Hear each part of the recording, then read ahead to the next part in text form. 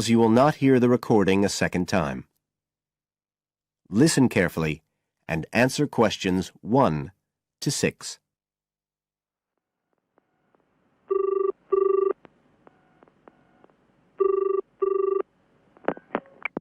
Environmental Health Department, Paul speaking. Oh, hello. I wanted to report a vehicle that's been left parked near where I live. I think it's been abandoned. I wondered if the council could arrange to get it towed away. Have I got through to the right department? Yes, you have. If I could just take a few details. Your name, please? Mrs. Shefford. Thank you. It's not my vehicle, though. I just thought someone ought to report it. No, that's fine. What I need to do is take some details first, then we can decide what to do about the problem. Oh, I see. So the next thing I need to know is your address. Right, it's 41 Lower Green Street, Yes? Barrowdale. And the postcode's WH4 5JP. Fine. And if I could just ask for a telephone number. It's 01778 552387. I'm out quite a lot, but you can just leave a message on the answer phone if you need to. Or I could give you my mobile number. That's all right, don't worry. Now, could you tell me a little more about this vehicle? You say it's been abandoned. Well, it certainly looks like it.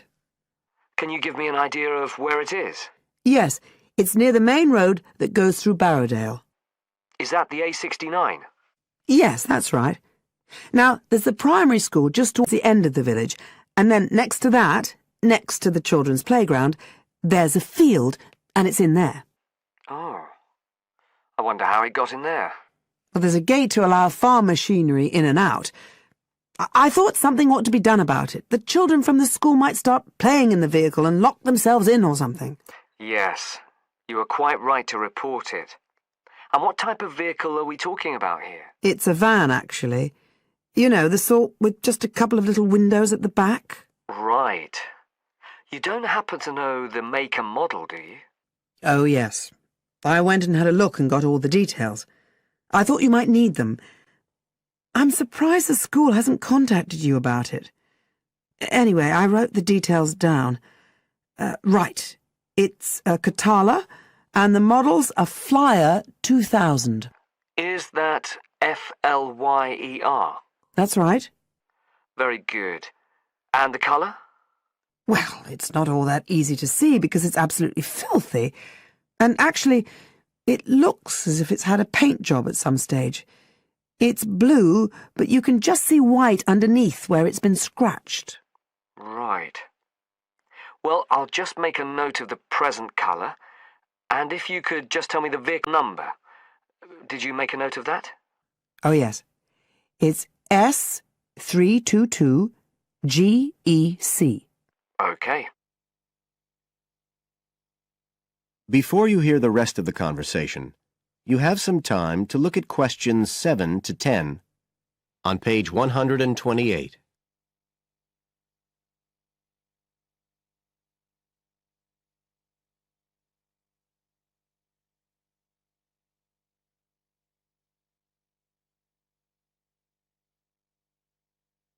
Now listen and answer questions 7 to 10. And it sounds as if the general condition of the vehicle isn't too good, from what you say. No, it's pretty poor. It wouldn't be drivable. It's got a flat tyre and there's a crack in the windscreen. I reckon someone just wanted to get rid of it. That's usually the way. It's been there for nearly a week. No, it must be 8 days. I remember it was a Sunday morning when I noticed it. It wasn't there the day before. I walk past it most days on the way to the shops. I'd have thought the school would have reported it. Does the field actually belong to the school? No, it's part of Hill Farm Estate. Right. I'll just make a note of that. And I don't suppose you have any information about who might own the vehicle? No, I've no idea. So what will you do now? Well, we'll come and have a look and see if we can trace the owner. And if we can't, the vehicle will be removed as rapidly as the law permits. It could be anything up to 20 days.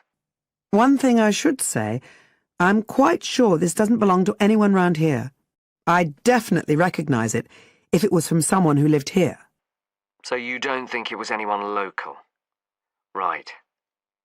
I'd say at a guess we're looking at a stolen vehicle here. I did wonder if it might have been. You hear such a lot about car thieves nowadays. Well, we certainly will be looking into that possibility. Anyway, thank you for contacting us, Mrs. Shefford, and we'll keep you informed of what happens. Right. Thank you very much. Goodbye. Goodbye. That is the end of Section 1. You now have half a minute to check your answers.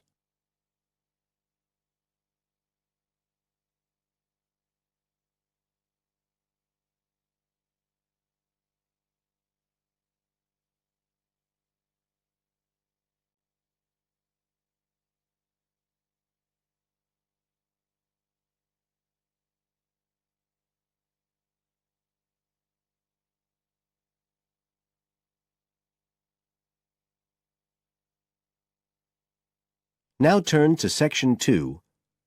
Section 2.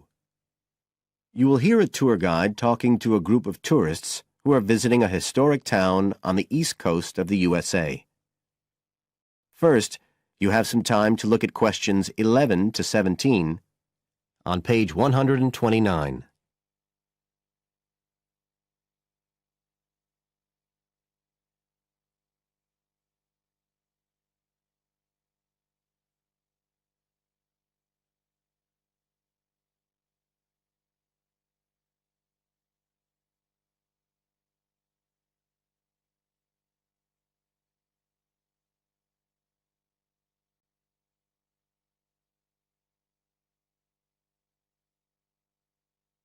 Now listen carefully and answer questions 11 to 17.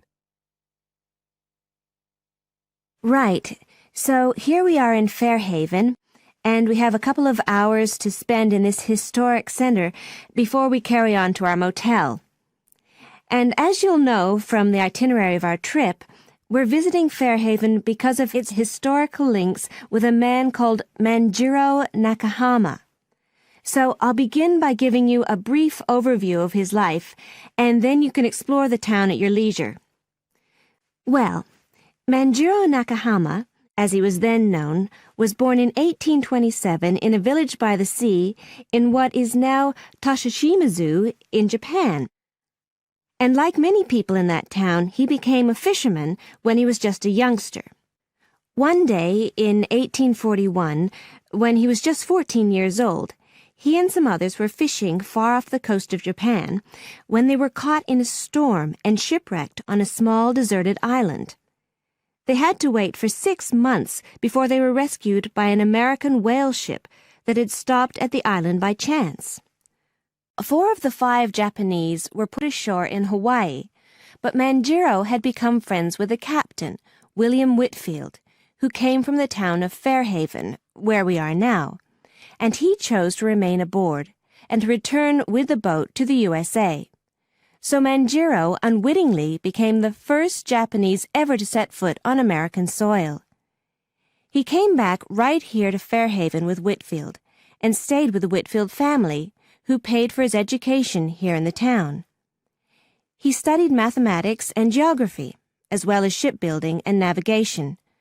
But he missed his mother and his own country, and eventually he went back to Japan, where he had a responsible position as a university teacher, and also served an invaluable role as interpreter during the initiation of relations between Japan and the United States in the middle of the 19th century. But the most interesting thing is that the links between Toshishimizu and Fairhaven have remained and grown stronger over the years, in spite of the distance between them. And in fact, the 2 places now have the official status of sister cities. Both places are ports, so in fact the inhabitants have a lot in common. There have been a number of visits by the inhabitants of Toshishimizu, in particular at the time of the festival, which is held every 2 years here in Fairhaven to celebrate the life and achievements of John Manjiro. It takes place in the fall, and there's an ever-growing program including drumming, singing, martial arts, and stalls selling Japanese and American food. So if you're going to be in the region around then, it's really worth a visit. Before you hear the rest of the talk, you have some time to look at questions 18 to 20 on page 129.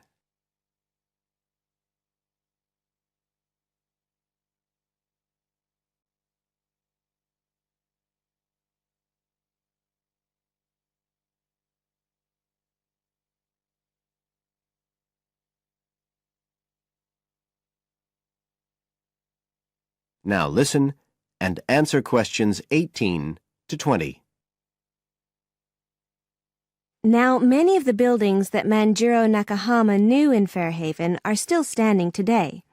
And so if you'd just like to hand round some copies of this map, I'll suggest the best route to follow to see them. Okay, so if you look at the bottom of the map, you can see the Millicent Library, and that's where we are now. Now, to follow the John Manjiro Trail, you go out of here along Center Street and then head up Main Street until you get to Pilgrim Avenue. Go down there and turn right at the end.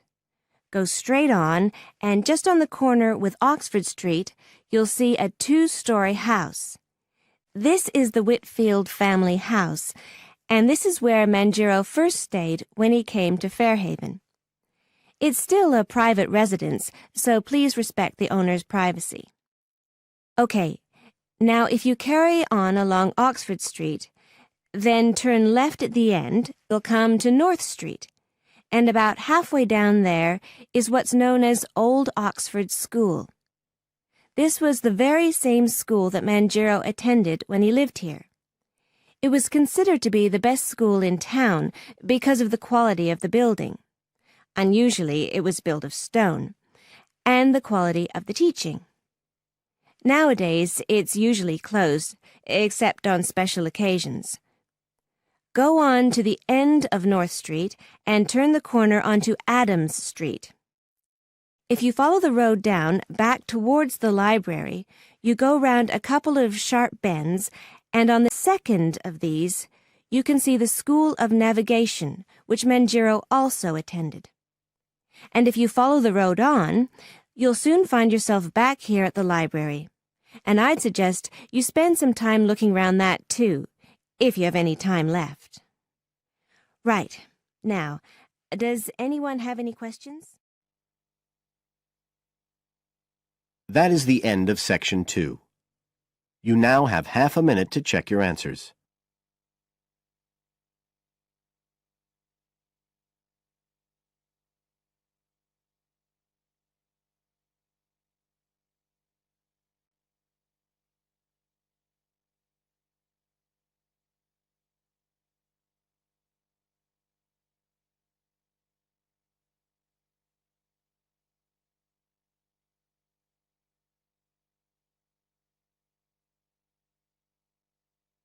Now turn to Section 3.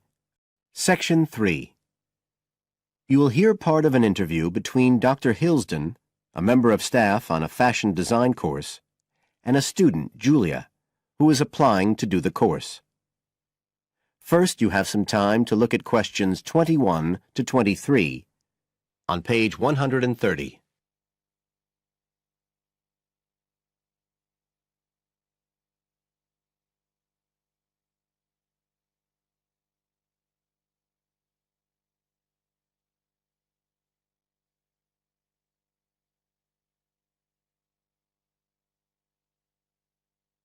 Now listen carefully and answer questions 21 to 23.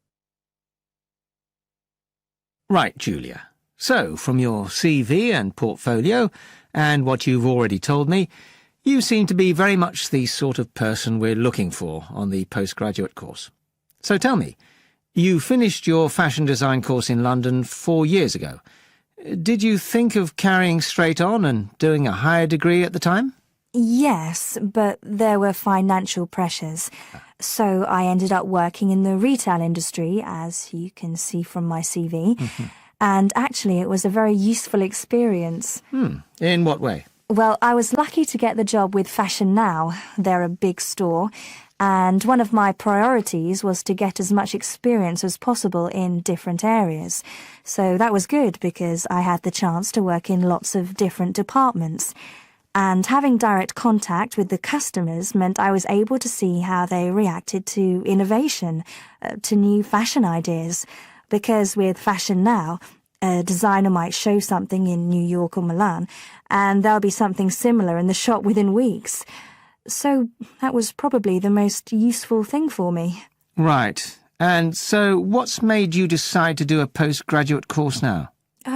Well, while I enjoyed working at Fashion Now, and I learned a lot there, I felt, well, the way forward would have been to develop my managerial skills, rather than my skills in fashion design, and I'm not sure that's what I want to do. Yes.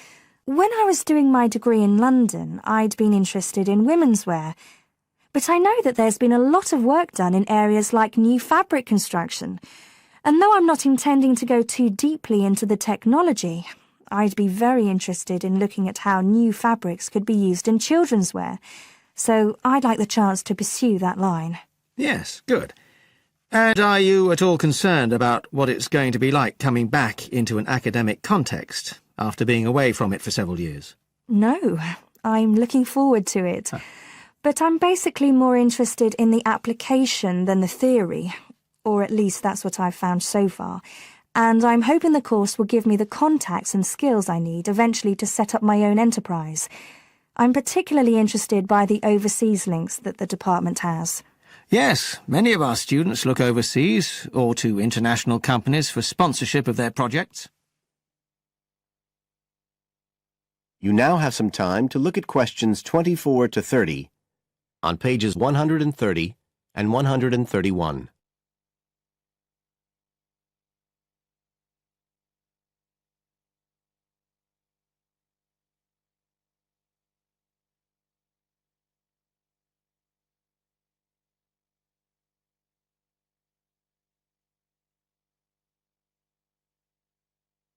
Now listen and answer questions 24 to 30. And the facilities here look excellent. I just went to look at the library. It's really impressive. There's so much room compared with the one at my old university. Yes, most students find it's a good place to study. And there are link-ups to other universities, of course, and all the usual electronic sources. The staff run an information skills programme, which we recommend all postgraduates do in the first week or two. Design students find these special collections particularly useful. Yes. Then we have a separate computer centre, which has its own academic coordinator, Tim Spender. He's got a background in art design, and the ethos of the centre is that it's a studio for innovation and creativity, rather than a computer laboratory. Oh, right. I liked the study spaces where students can sit and discuss work together. Very useful for joint projects. We always had to do that sort of thing in the cafeteria when I was an undergraduate. And I read in the brochure that there's a separate resource for photography. Yes, it's called Photomedia. It's not just for photography, but things like digital imaging and new media.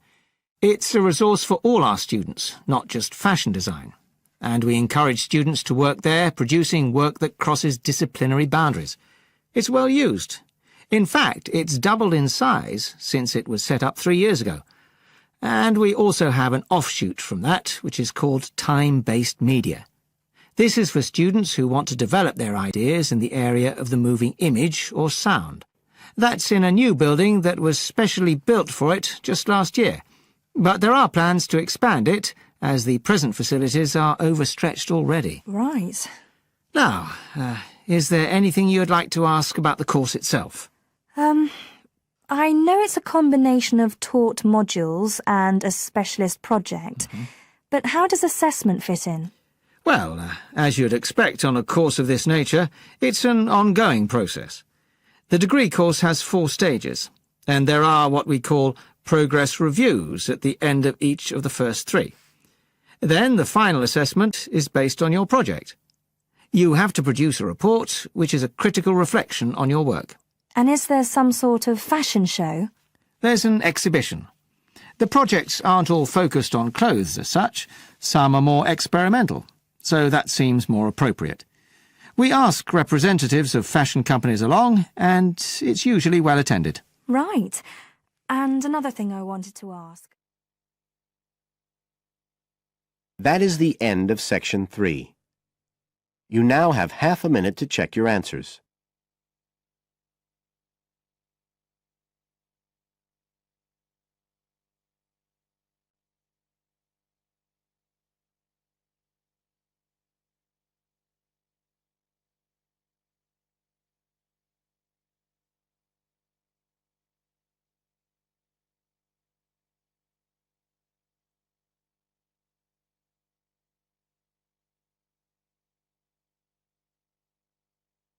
Now turn to Section 4.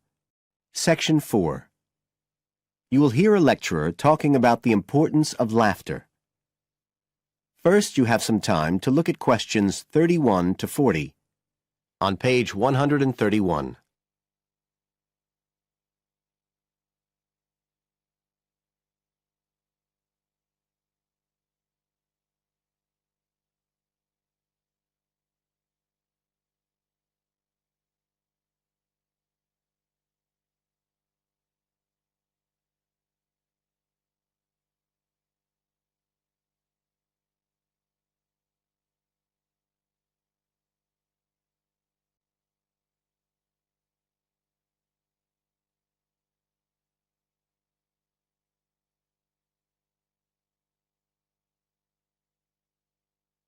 Now listen carefully and answer questions 31 to 40. Good afternoon, everybody. And in our second talk on social psychology, I want to look at the role of laughter in our lives, something that usually gets everyone smiling from the start. So, first of all, I'll start by looking at the actual nature of laughter. Well, when someone laughs, you've got movement of the muscles of the face and the chest, and you've got sound formed when the air's forced out of the body as part of this process. So we're talking about a physical activity. But obviously, other things are involved as well. And this is where it gets more complicated. Laughing isn't something that you normally decide to do, so it's not voluntary behaviour like ordinary speech. Instead, it's regulated by our instincts, rather like the singing of a bird or the roaring of a lion. And once you start to laugh, it can be quite hard to stop. That's not always under your conscious control either. But why do we laugh? Because we find something funny, most of us would say. But in fact, it appears that laughter has little to do with jokes or funny stories. Only about 10% of laughter is caused by things like that. One suggestion is that human laughter may have originally started out as a shared response to signal relief at the passing of danger. And it's true that even these days, laughter's rarely an activity carried out by an individual on his or her own. In fact, people are 30 times more likely to laugh when they're with other people than when they're completely alone. Laughter still seems to be a kind of social signal. It occurs when people are in a group and they're comfortable with one another. And it seems likely that laughter can result in the creation of bonds between the people in the group. And it's precisely because of this social aspect of laughter that people like public speakers and politicians often try to get their audience to laugh. It encourages their listeners to trust them and to connect with them. But this kind of thing, controlling the laughter of a group that is, indicates that there's a link between laughter and power, and this is supported by several studies that indicate that bosses use humour more than their employees. And research has also shown that female listeners are likely to laugh much more if the speaker is male, so it appears that there are gender issues associated with how much we laugh. I should also point out that laughter can be used as a negative signal as well as a positive one. I think we've all probably seen evidence of a group using laughter to exclude someone, to emphasise that they are not accepted. So it's not always a positive type of behaviour either. So what all this goes to show is that laughter is a very, very complex issue.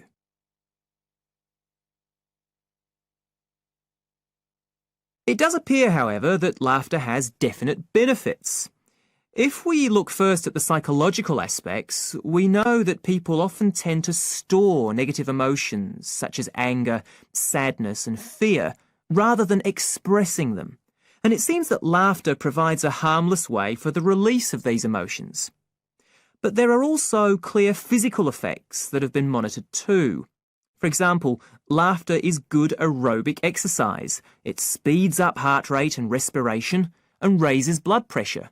One researcher suggests that 100 laughs a day is the equivalent of 10 minutes jogging.